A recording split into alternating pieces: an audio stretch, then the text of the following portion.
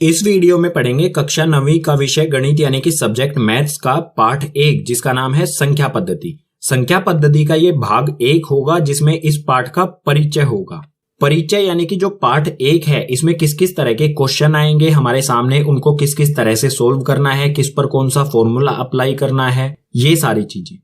तो पार्ट 1 के कुल 8 भाग हो गए। भाग 1 में हम परिचय करेंगे यानी कि इसी भाग में। भाग 2 में हम एक्सरसाइज 1.1 के सभी क्वेश्चन, इसी तरह से भाग 3 में एक्सरसाइज 1.2 के सभी क्वेश्चन, भाग 4 में एक्सरसाइज 1.3 के सभी क्वेश्चन, इसी तरह से कुल 8 भाग बनाए जाएंगे। 8 भाग जरूर देखना है, उसमें मैं आपको कुछ इंपॉर्टेंट क्वेश्चन कराऊंगा और आपको कुछ घर के लिए काम भी दूंगा।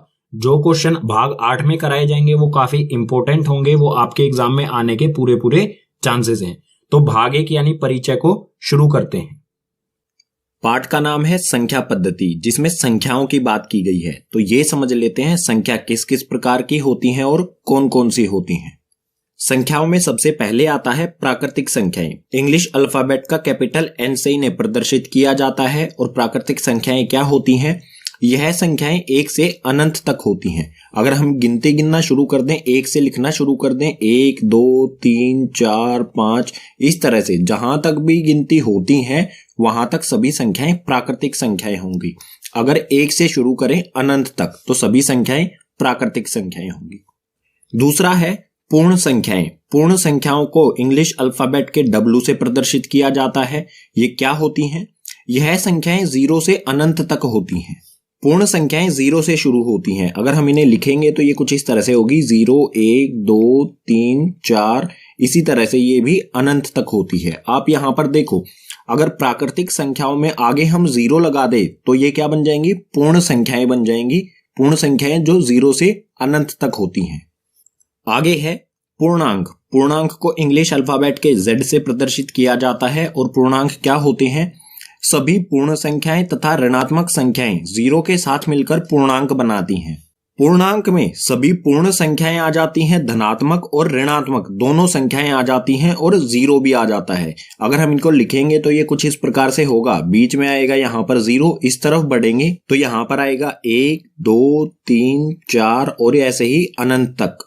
और बाईं ओर यानी कि लेफ्ट साइड में अगर हम आएंगे तो ये आएगा -1, उसके बाद -2, उसके बाद -3, इसी तरफ भी अनंत में, दोनों तरफ अनंत होगा। 0 के इस साइड भी अनंत तक और 0 के इस साइड भी अनंत तक होगा। ये ऋणात्मक होंगी और इस तरफ धनात्मक होंगी। पूर्णांक जो है वो 2 तरह के होते हैं। धनात्मक पूर्णांक जो कि जमा वाले होते हैं, 0 से राइट साइड में यानी कि दाईं तरफ होते हैं। और ऋणात्मक पूर्णांक जो कि 0 से बाईं तरफ यानी कि लेफ्ट साइड में होते हैं। घटा वालों को कहा जाता है ऋणात्मक, और जमा वाले जो पूर्णांक है उन्हें कहा जाता है धनात्मक पूर्णांक। संख्याओं के प्रकार में आगे है अभाज्य संख्याएं। अभाज्य संख्याएं क्या होती हैं? 1 से बड़ी वे प्राकृतिक संख्याएं जो 1 या स्वयं के अलावा किसी और से विभाजित ना हो। ऐसी प्राकृतिक संख्याएं जो 1 से तो बड़ी हों और 1 और खुद से ही विभाजित हों, यानी कि 1 के पहाड़े में और खुद के पहाड़े में ही आए, ऐसी संख्याओं को कहा जाता है अभाज्य संख्या। उदाहरण दे देता हूं, जैसे 2 क्या होता है? 1 के पहाड़े में आता है, या फिर 2 सिर्फ 2 के खुद के पहाड़े में ही आता है। इसी तरह से हो जाएगा 3 भी क्या है? 1 के पहाड़े में आएगा या फिर खुद 3 के पहाड़े में आएगा। 3 के बाद जो हमारी अभाज्य संख्या आती है वो होती है 5, उसके बाद 7, उसके बाद 11। आप इन सभी संख्याओं को देखें, ये 1 के पहाड़े में आएंगी या फिर ये खुद के पहाड़े में आएंगी। 5 जो है वो या तो 1 के पहाड़े में आएगा या खुद के पहाड़े में आएगा। तो ऐसी संख्याएं जो 1 के या खुद के पहाड़े में ही आती हैं उन संख्याओं को कहते हैं अभाज्य संख्याएं। संख्याओं के प्रकार में अगला है भाज्य संख्याएं। भाज्य संख्याएं क्या होती हैं? 1 से बड़ी वे प्राकृत संख्याएं जो 1 या स्वयं के अलावा किसी और से विभाजित हो जाएं। ऐसी प्राकृत संख्याएं जो 1 से तो बड़ी हों और 1 या फिर खुद के अलावा भी और किसी के पहाड़े में जो आती हों, ऐसी संख्याओं को कहते हैं भाज्य संख्याएं। या फिर हम ये भी कह सकते हैं, अगर प्राकृत संख्याओं में से अभाज्य संख्याओं को निकाल दिया जाए तो बचेंगी सारी भाज्य संख्याएं। उदाहरण दे देता हूं, जैसे हो गया 4 किस किस के पहाड़े में आता है? 1 के पहाड़े में आता है, 4 के पहाड़े में आता है और 2 के पहाड़े में भी तो आता है ना 4। तो इसके क्या हो गई? 2 से ज्यादा अगर गुणनखंड हो जाए ना तो उसे कहेंगे हम भाज्य संख्याएं। 2 के पहाड़े में भी आता है ये, तो ये हो गई भाज्य संख्याएं। इसी प्रकार से जैसे 16 हो गया, 9 हो गया, ये सारी क्या हो जाएंगी? भाज्य संख्याएं। क्योंकि ये एक और खुद के अलावा और पहाड़ों में भी आती हैं। जैसे 16 यहाँ पर एक के पहाड़े में भी आता है, 2 के में भी आता है, 4 के में भी आता है, 8 के में भी आता है और 16 के में भी आता है। तो एक और खुद के अलावा किसी भी पहाड़े में अगर आ जाए तो वे संख्याएं भाज्य संख्याएं कहलाएंगी। संख्याओं के प्रकार में आगे है परिमेय संख्याएं। परिमेय संख्याएं काफी इंपॉर्टेंट है इस पाठ में, तो अच्छी तरह से इन्हें समझे। परिमेय संख्याओं को कैपिटल क्यू, इंग्लिश अल्फाबेट के कैपिटल क्यू से इन्हें दर्शाया जाता है। परिमेय संख्याएं क्या होती हैं? इन संख्याओं को p बटा क्यू के रूप में लिखा जा सकता है। कोई भी ऐसी संख्या जिसे p बटा क्यू यानी कि अटे बटे में लिखा जा सके, ऐसी संख्याओं को कहेंगे परिमेय संख्या। उदाहरण दे देता हूं, जैसे उदाहरण हो गया हमारा 2/3। इसको हम किस तरह से लिख सकते हैं? p बटा क्यू यानी कि अटे बटे में हम इन्हें लिख सकते हैं, भिन्न के रूप में हम इन्हें लिख सकते हैं। ऐसी संख्या जिसे भिन्न के रूप में लिखा जा सके वो सभी परिमेय संख्या कहलाएंगी। इसी प्रकार से 1/2 हो गया परिमेय संख्या। बहुत सारी संख्याएं जो भी भिन्न होगा उसे हम परिमेय संख्या कह सकते हैं। इसके बाद है अपरिमेय संख्याएं। अपरिमेय संख्याएं कौन सी होती हैं? वे संख्याएं जिन्हें p बटा क्यू के रूप में नहीं लिखा जा सकता। ऐसी संख्याएं जिन्हें भिन्न के रूप में या फिर p बटा क्यू के रूप में नहीं लिखा जा सकता है, उन्हें कहेंगे हम अपरिमेय संख्याएं। अपरिमेय संख्याओं का सबसे अच्छा उदाहरण है पाई। पाई को p बटा क्यू के रूप में नहीं लिखा जा सकता है। अब आप कहेंगे कि पाई का मान तो 22/7 होता है, ये तो p बटा क्यू के रूप में लिखा गया है। लेकिन आपको पता होना चाहिए कि पाई का एग्जैक्ट मान जो है वो 22/7 नहीं होता, ये लगभग मान होता है। ठीक है, तो ये पाई का मान एग्जैक्ट नहीं होता, हम सिर्फ मानते हैं इतना। पाई का मान जो है उसे हम p बटा क्यू के रूप में नहीं लिख सकते हैं। पाई एक अपरिमेय संख्या है। इसी प्रकार से √2 हो जाए, √3 हो जाए, ये संख्याएं भी क्या होंगी? अपरिमेय संख्याएं होंगी, क्योंकि इन्हें p बटा क्यू या फिर भिन्न के रूप में नहीं लिखा जा सकता है। संख्याओं के प्रकार में लास्ट है वास्तविक संख्याएं। वास्तविक संख्याओं को इंग्लिश अल्फाबेट R से दर्शाया जाता है और ये क्या होती हैं? सभी संख्याओं का संग्रह। वास्तविक संख्याएं सभी संख्याएं होती हैं, चाहे वो भाज्य संख्याएं हो, चाहे अभाज्य संख्याएं हो, चाहे परिमेय संख्या हो, चाहे अपरिमेय संख्या हो, चाहे प्राकृतिक संख्या हो, चाहे वो पूर्णांक हो, चाहे पूर्ण संख्याएं हो। सभी संख्याओं को अगर इकट्ठा कर दिया जाए या फिर सभी संख्याओं को हम कह सकते हैं वास्तविक संख्याएं। संख्याओं के प्रकार समझने के बाद आगे आता है पाठ में वास्तविक संख्याएं और उनके दशमलव प्रसार। जो भी हमारी वास्तविक संख्याएं होती हैं उनके दशमलव प्रसार किस प्रकार से होते हैं? जैसे हमें दिया गया है √2 या फिर हमें दिया गया है 1/2 या फिर हमें दिया गया है पाई। अगर हमें इनका दशमलव प्रसार निकालना हो, दशमलव प्रसार निकालने का मतलब क्या होगा? जैसे 1/2 है तो इसे हम रखेंगे अंदर, 1 को ऊपर वाली संख्या को रखते हैं हम हमेशा अंदर और नीचे वाली संख्या से किया जाता है भाग। अगर हम इसे भाग करें तो दशमलव प्रसार यानी कि जो उत्तर आएगा हमारा वो किस प्रकार से होगा? तो दशमलव प्रसार 3 तरह का होता है। पहले की बात कर लेते हैं। सबसे पहले पहला होता है दशमलव प्रसार शांत। शांत में क्या होता है? इस स्थिति में शेष 0 हो जाता है। शांत जब होगा जब शेष हमारा कहीं पर भी 0 हो जाए, शेषफल जो बचेगा भाग करने पर वो क्या हो जाए? 0 यानी कि 0 हो जाए।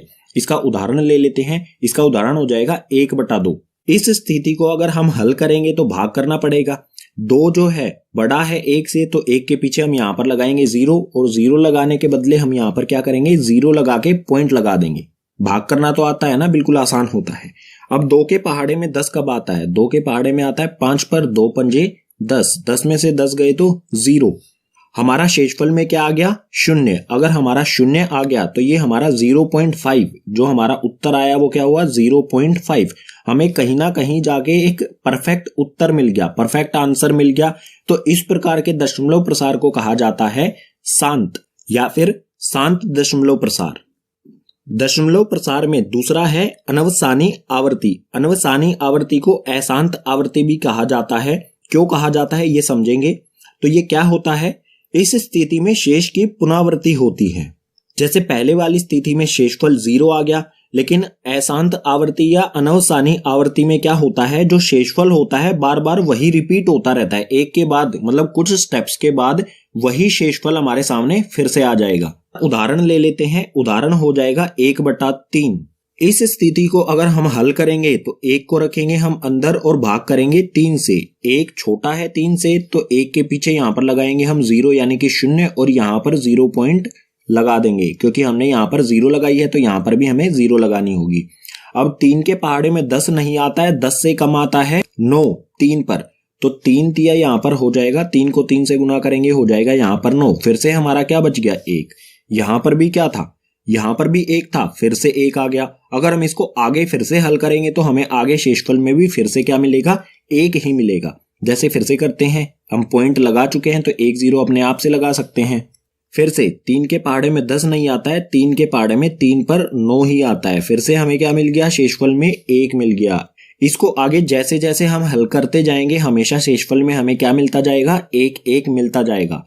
तो हमारा इसका उत्तर जो आया है वो क्या है, 0.3333। ये ऐसे ही चलता रहेगा आगे, कभी भी इसका हल हमें नहीं मिलेगा, ये हमेशा 0.333333 अनंत तक मिलता रहेगा। तो इसको लिखा कैसे जाएगा, इसको लिखा जाएगा कुछ इस प्रकार से 0.3।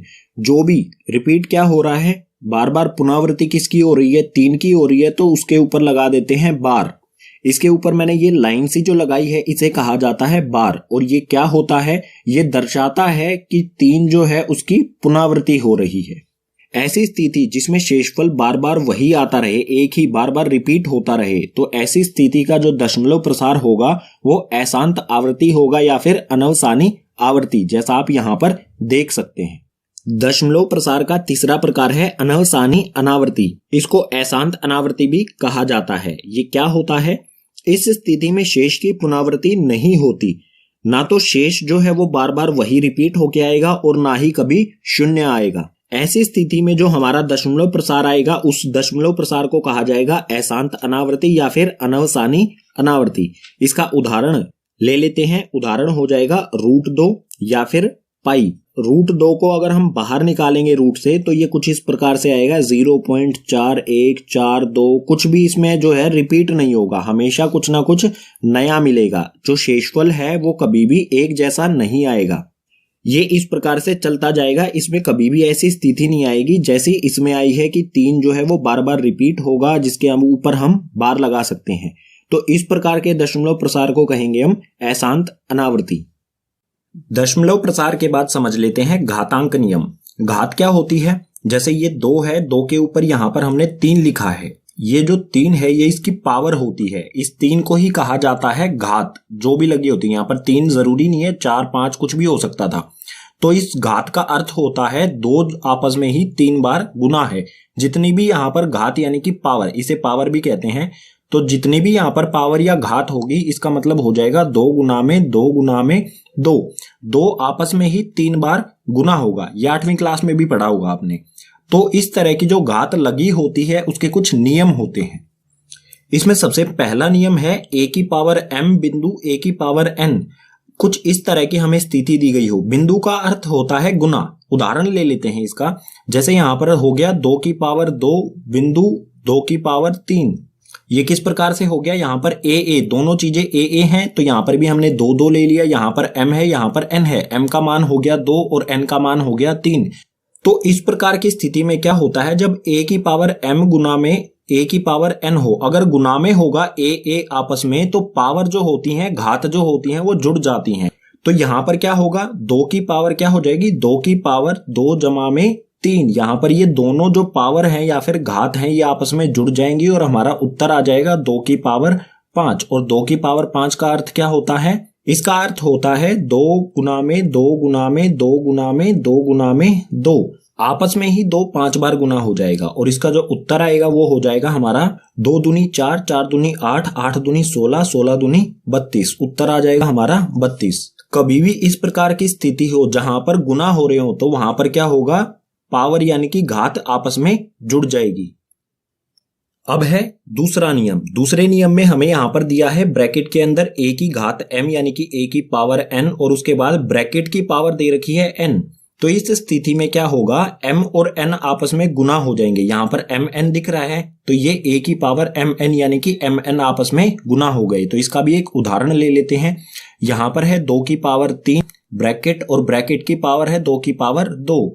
तो ये हो गया आपस में। इसका उत्तर क्या आएगा, यहाँ पर जो भी ब्रैकेट के बाहर और अंदर वाली घात है यानी पावर है ये आपस में हो जाएंगी गुना। तो ये हो जाएगा 2 की पावर 3 को 2 से गुना करेंगे 3 दूनी 6, तो 2 की पावर हो जाएगी 6 और 2 की पावर 6 का मतलब क्या होगा 2 गुना में 2 गुना में 2 गुना में 2 गुना में 2 गुना में 2, 6 बार आपस में 2 गुना हो जाएगा और इसका उत्तर आएगा 2 को 6 बार आपस में ही गुना करेंगे तो आ जाएगा 64।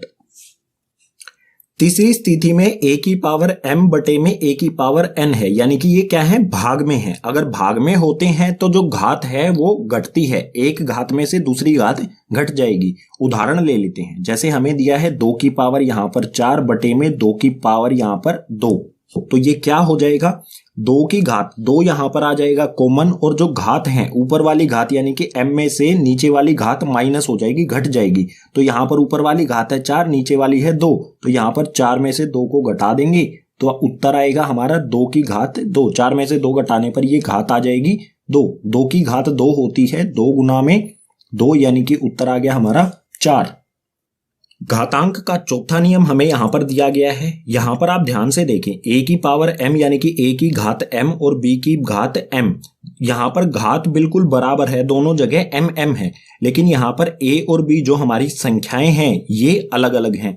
तो इस स्थिति में क्या होगा, संख्याएं दोनों आपस में गुना हो जाएंगी और जो घात होगी वो कॉमन बाहर आ जाएगी। इसका भी एक उदाहरण ले लेते हैं, जैसे यहां पर है 2 की पावर 2 और गुना में 3 की पावर 2। यहां पर आप देख सकते हैं दोनों घात जो हैं वो 2 2 यानी कि बराबर हैं, लेकिन संख्याएं 2 और 3 संख्याएं अलग अलग हैं। तो इस स्थिति में 2 और 3 यानी कि संख्याएं जो है वो आपस में गुना हो जाएंगी। तो 2 को 3 से गुना करेंगे, ये हो जाएगा 6, और घात जो होगी वो वैसी की वैसी रहेगी, उसमें कोई बदलाव नहीं आएगा। 2 2 घात है यहाँ पर तो ये 2 ही रहेगी। 6 की घात 2 का मतलब होगा 6 गुना में 6, और इसका उत्तर आ जाएगा 6 को 6 से गुना करेंगे तो 36।